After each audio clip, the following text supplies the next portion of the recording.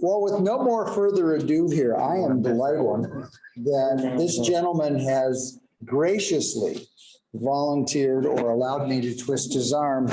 Paul has been a member of our club, God, you've been hanging around with us since Flying Field was around. And he doesn't come up to the front too often, so I'm delighted that he conceded to come and do this. He's a very accomplished fisherman, and he tends to really enjoy fishing out west. I don't know if he's gotten a little cooled off from Colorado because of the crowds, but he's talking about that.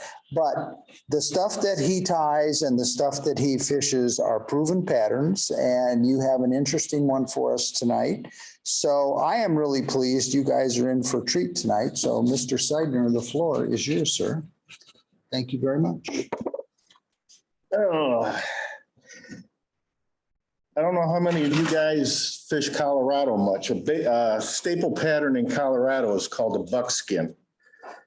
I've been fishing buckskins probably about 20 years. The original pattern is this one here.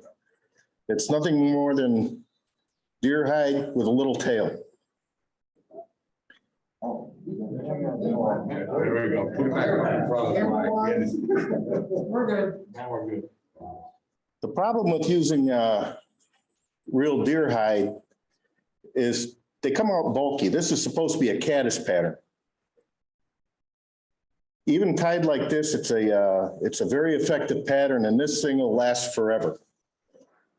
They don't fall apart unless you don't put head cement down. Depending on where you're fishing, you gotta start getting smaller. If you fish on the South Platte, this is what you gotta use for a buckskin. That is nothing more than midge tubing and thread. And you won't find it around here, but there actually is a color called buckskin. I usually buy a bunch of it when I'm out in Colorado. And if you're into abusing yourself and you go down to the San Juan, I have a hard time just seeing these flies, let alone fishing with them. They get really, really tiny. That's a 24. And sometimes that's too big. So it's a very versatile fly. This one actually has a little bit of peacock on the head.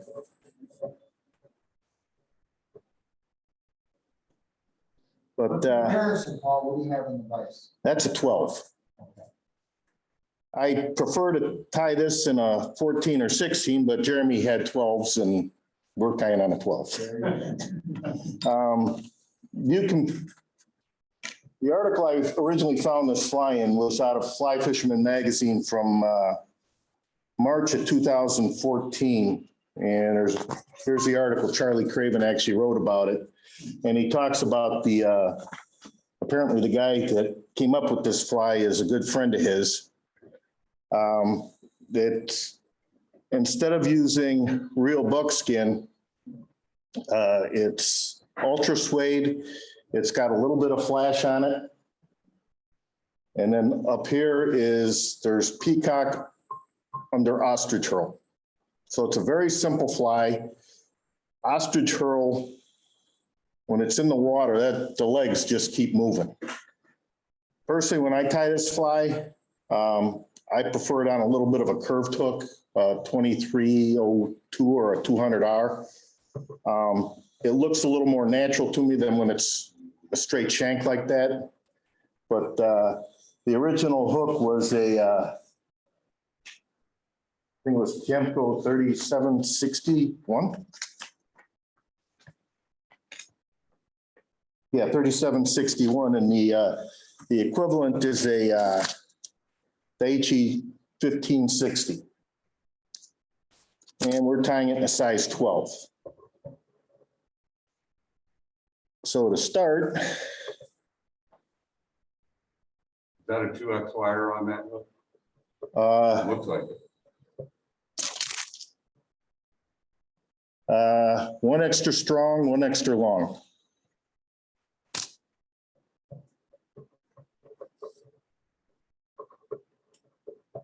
before I get going,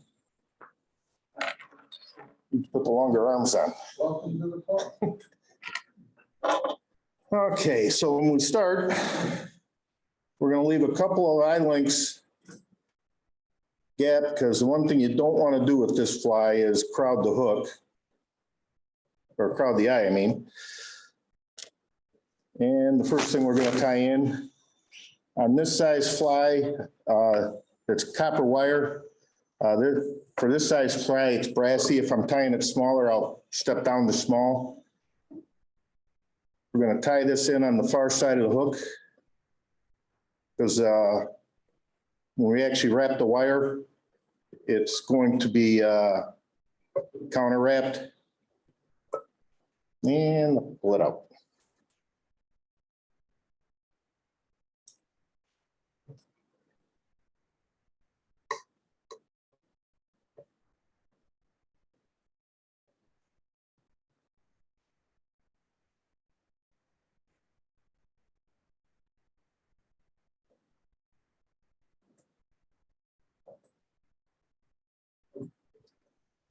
Next material we're going to tie in is a piece of tinsel. You can use pearl or you can use opal. It doesn't really matter. This is medium opal. And you want this right on top of the hook.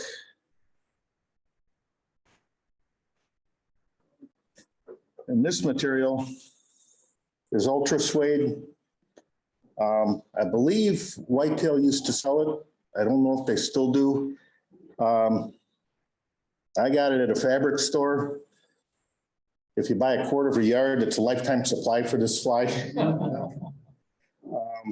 Does that come in like different thicknesses or weights? I mean. Not that I know of. Okay, so ultra suede would be the proper density. It is a brand name, and if you get some of the other fake suedes, it will not work. And this is really pretty easy to cut. When I cut it, I have the mini pizza cutter and a steel ruler, and you can cut a whole bunch of this in 5 minutes.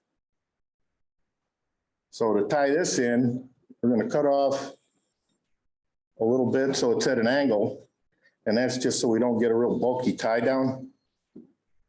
What's the width on the 55 feet? I try to get it kind of square, so about as wide as it is thick. And I usually err on the wider side.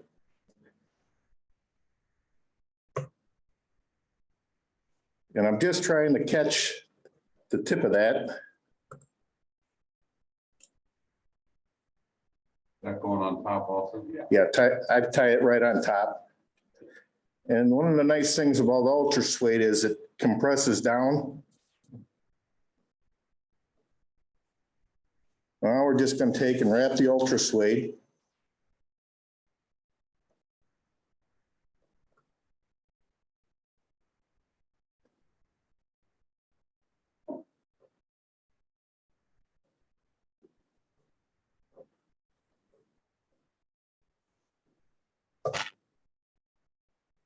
If you pull too tight, it'll break.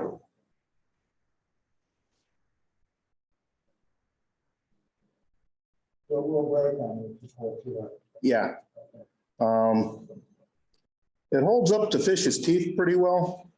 Usually if something's gonna let loose on this fly, it's the ostrich hurl.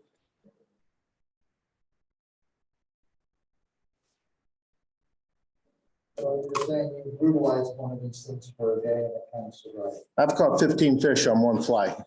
It's a pretty durable fly, which is why so many of the guides like them out there.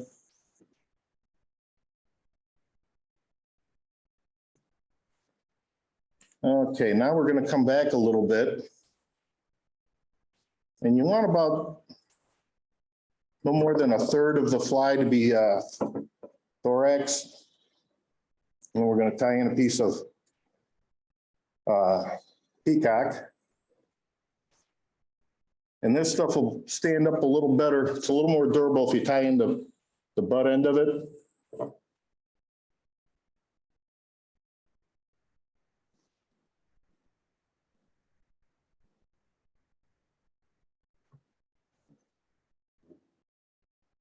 We'll tie in a piece of ostrich.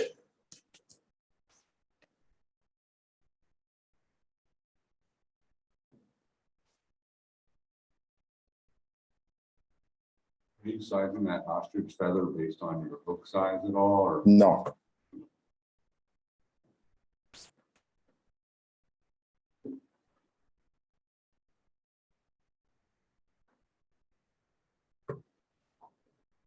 Okay, then we're gonna wrap the peacock pretty close to pretty close to touching wraps. You want the peacock to be kind of bushy.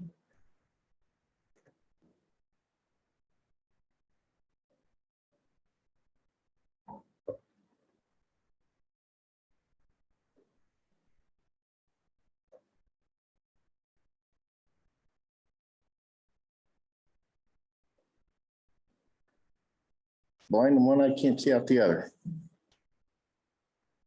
Okay, now the ostrich, we only need a couple of turns because you want the peacock to show through.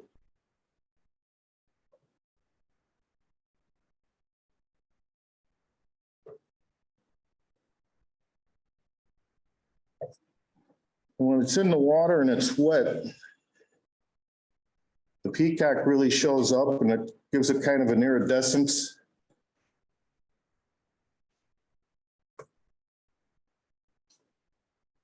Okay, now get that a little bit wet, stroke the ostrich down. We'll pull over to flashback. Try to keep it right in the middle.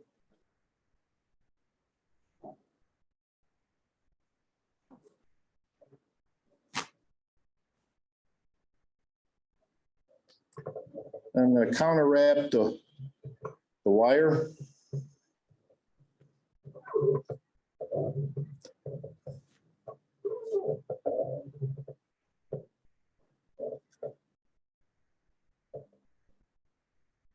Do you fish stand in the so Yes. Where would you put that on your leaders? Is it a point fly or is it? This will be the back one. Well, it depends what other fly I'm using.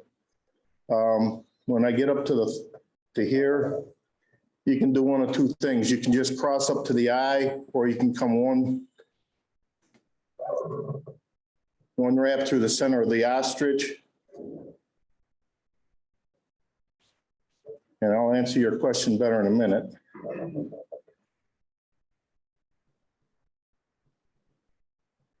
Come on.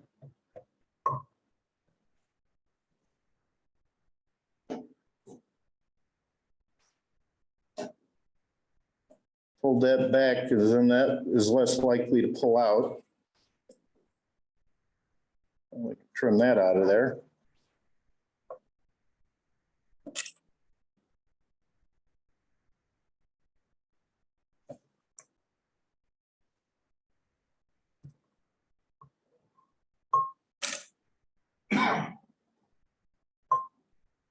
Kind of trap some of the ostrich a little bit, so stroke it out. And there you have it. Early in the year, this fly here is another very good pattern. It's a Mare's mini leech with a radiant bead on it. And it also has ostrich herl that on a leech pattern, the ostrich really breeds. I'd put this first and then this behind it, or this with a batis. If you're someplace that allows 3 flies, I'd put a midge on the end of it. But yeah, it's, when you tie this in a size 12, I've actually caught steelhead on this when I was struggling for different caddis patterns. Steelhead will tear it up pretty good because it's a small hook and a big fish. Yeah. But for browns and rainbows in a trout stream, this will last for a long time. You don't do any other color variations? You can. I also have a lighter color. This stuff will take a marker pretty good, so if you want to play with colors, you can make a green one. You can tie it in this color. Color is kind of a funny thing because when you go from one stream to another, a bug can be a totally different color and it's the same bug. But that's the end of the fly.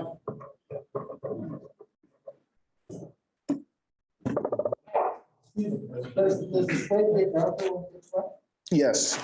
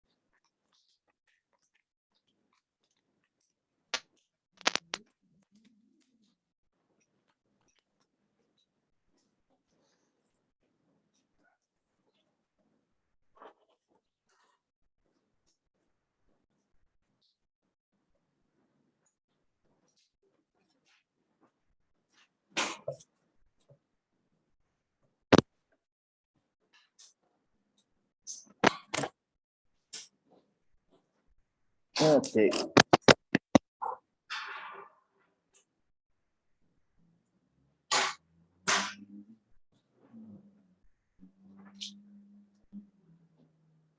everybody ready? Okay. Start by tying in the wire on the far side of the hook.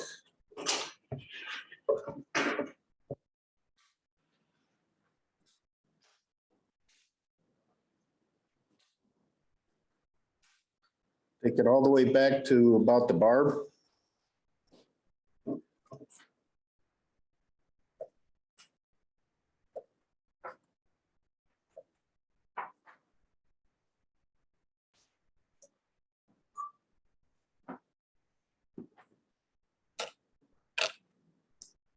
We'll tie in the flash on top.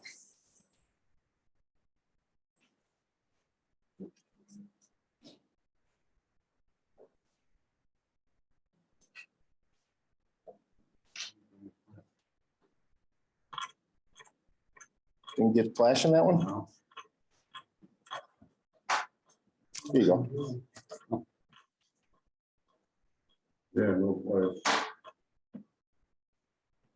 Might be this hard to see. Hard to see. I have to find this fly, more vinyl fly. Do you need one? Yeah. Because it'll disappear on the page.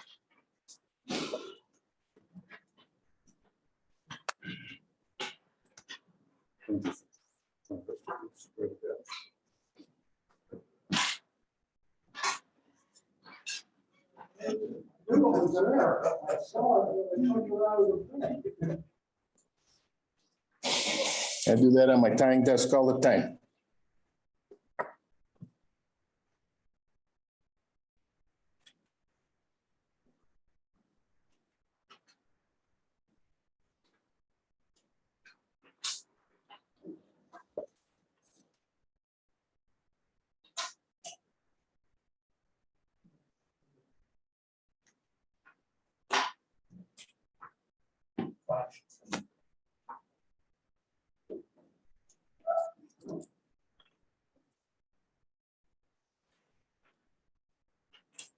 Thank you.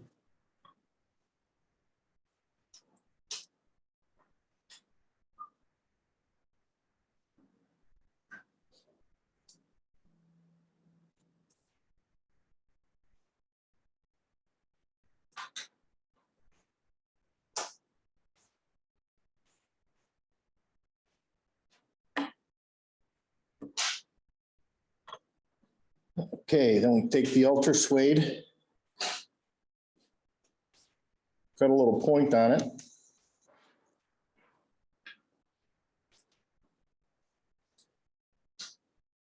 Tie that in on top.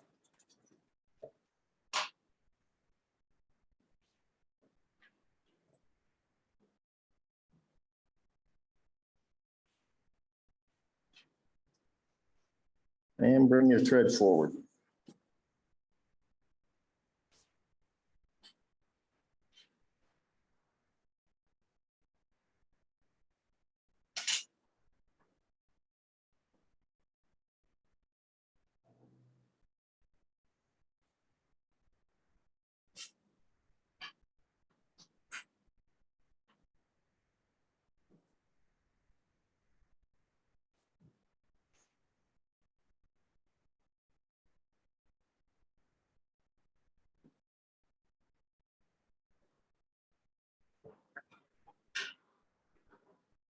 Okay, then we can wrap the ultra suede forward.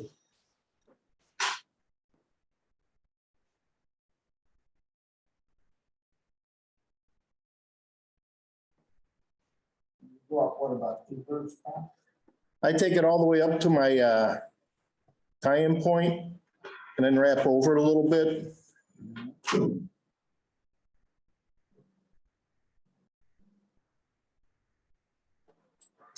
You just don't want to crowd the eye with the ultra suede. I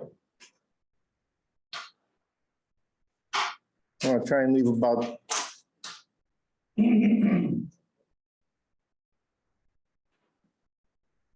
at least one full eye length back behind it.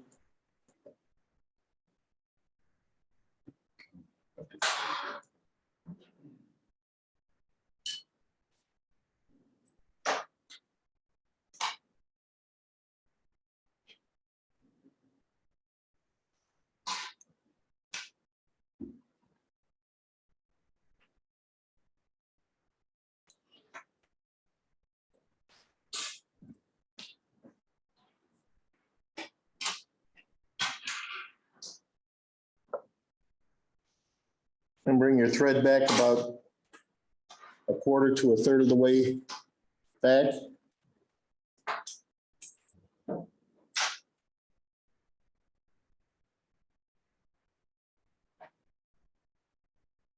And add the peacock.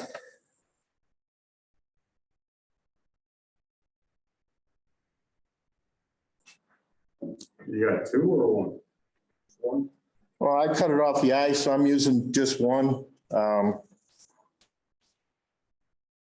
the flies I tie for myself, I almost never use strung herl anymore because most of it's pretty crappy. It's all dried out.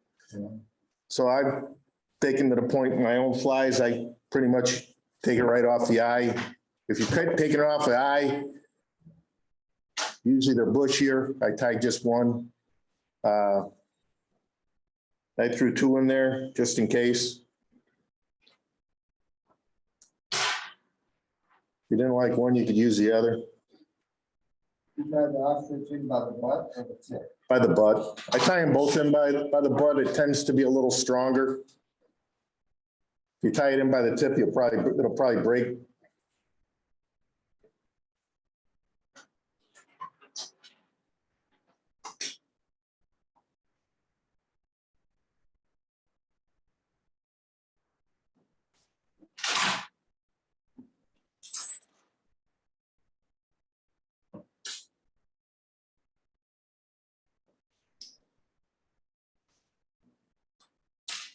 Peacock first? Yep. It doesn't really matter. You wrap the peacock first, but it doesn't matter which one you tie first. And we'll wrap the peacock forward.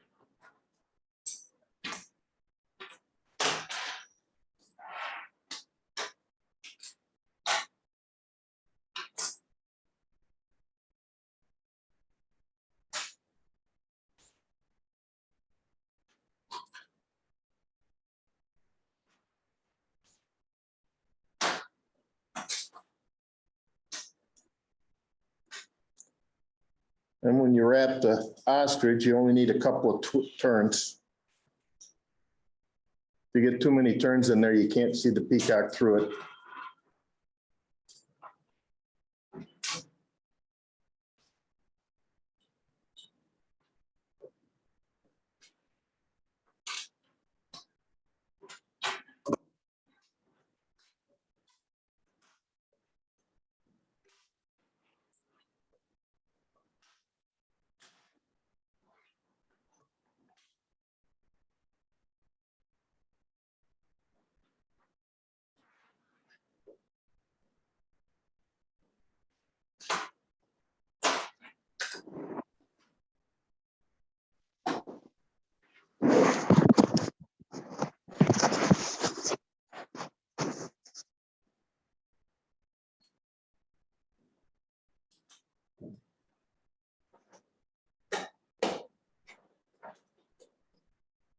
And stroke the ostrich fibers down into the both sides. Pull the flash over.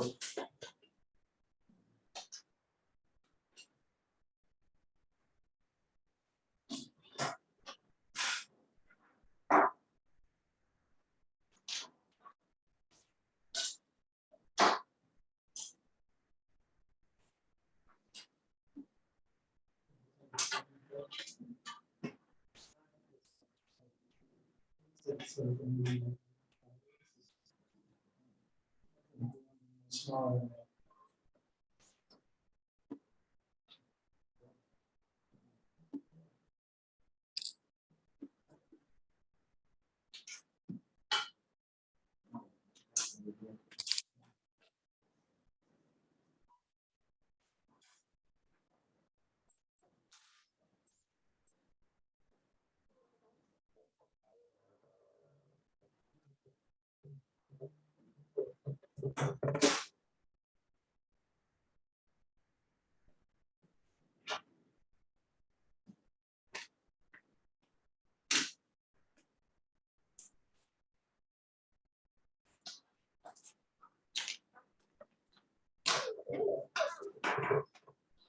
And counter wrap the wire.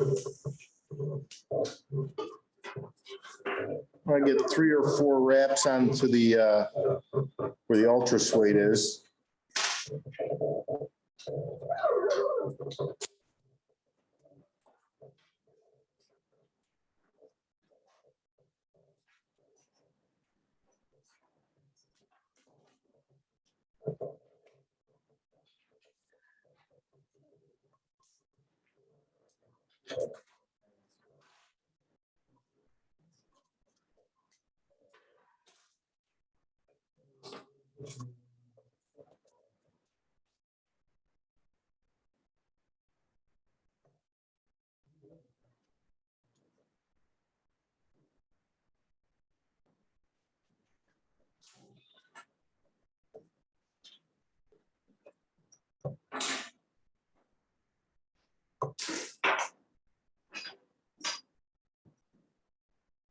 And double the flash over just so it doesn't pull out. Tie it down and form a head.